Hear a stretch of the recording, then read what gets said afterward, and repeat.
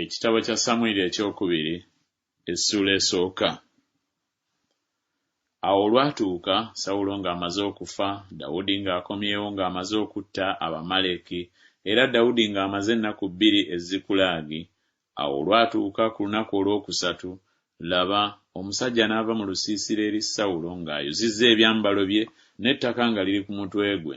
Awo olwatuuka bwe yajja eri Dawudi n'avunnama ne yeeyanza. Dawudi n'amugamba nti, "Ova wa?" N'amugamba nti, "Mponye mu lusiisira lwa Isirayiri." Dawudi n'amugamba nti, "Byali bitya? Nkwegayiridde mbuulira." N'addamu nti, "Abantu badduse mu lutalo era n'abantu bangi bagudde bafudde, ne Sawulo ne Yonasaani mutabani we bafudde nabo." Dawudi n'agamba omulenzi eyamubuulira nti, "Omanyira ku ki nga Sawulo ne Yonasaani mutabani we bafudde?" Omulenzi eyamubuulira n'ayogera nti, "Bwe nali ndi awo ku lusozi Girubowa, laba Sawulo ne yeesigama ku ffumu lye. Awo laba amagaali n'abeebagala embalaasi ne bamucocca. Awo bwe yakebuka n'andaba n'ampita. Ne nziramu nti, 'Nze nzuuno.' N'aŋŋamba nti, 'Ggwani?' Ne muddamu nti, 'Nze ndi Mwamaleki.' N'aŋŋamba nti, 'Nkwegayiridde yimirira ku mabbali gange onzite, kubanga obubalagaze bunkutte, kubanga obulamu bwange bukyali bulamu mu nze.'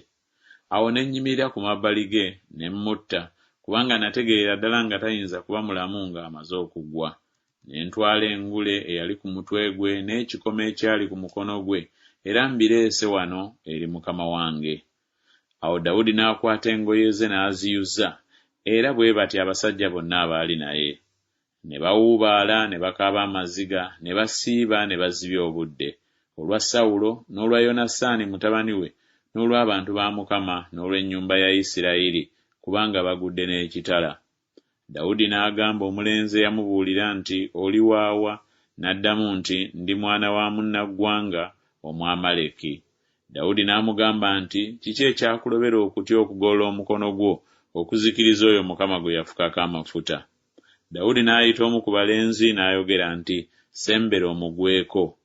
N'amufumita n'afa. Dawudi n'amugamba nti, "Omusaayi gwo gubeere ku mutwe gwo, kubanga akamwa ko ye mujulirwa gy'oli ng'oyogera nti, 'Nzise oyo Mukama gwe yafukako amafuta.'" Awo Dawudi n'akungubagira Sawulo ne Yonasaani mutabani we okukungubaga kuno, n'alagira okuyigiriza abaana ba Yuda oluyimba olw'omutego, laba lwawandiikibwa mu kitabo kya Yasali. "Ekitiibwa kyo, Ayi Isirayiri, kittiddwa mu bifo byo ebigulumivu. Ab'amaanyi nga bagudde. Temukibuuliranga mu Gaasi, temukyatulanga mu nguudo za Asukulooni. Abawala b'Abafirisuuti baleme okusanyuka, abawala b'abatali bakomole baleme okujaguza. Mmwe ensozi za Girubowa, kummwe kuleme okubaako omusulo newaakubadde enkuba, newaakubadde ensuku ez'ebiweebwayo, kubanga eyo engabo ey'ab'amaanyi gye yasuulibwa obubi, engabo ya Sawulo ng'ataafuukibwako mafuta. Omutego gwa Yonasaani tegwakyukanga nnyuma okuva ku musaayi gw'abattibwa ku masavu g'ab'amaanyi, n'ekitala kya Sawulo tekyakomangawo nga kyereere. Sawulo ne Yonasaani baali balungi era baakusanyusa mu bulamu bwabwe, ne mu kufa kwabwe tebaayawulibwa.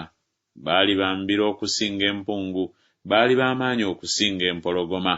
Mmwe abawala ba Isirayiri, mukaabire Sawulo, eyabambaza engoye ezitwakaala ez'okwesiima, eyayonja ebyambalo byammwe ne zaabu. Ab'amaanyi nga bagudde wakati mu lutalo. Yonasaani attiddwa ku bifo byo ebigulumivu. Nkunakuwalidde muganda wange Yonasaani, wansanyusanga nnyo nnyini. Okwagala kwo gye ndi kwali kwa kitalo, nga kusinga okwagala kw'abakazi. Ab'amaanyi nga bagudde, n'ebyokulwanyisa nga bizikiridde.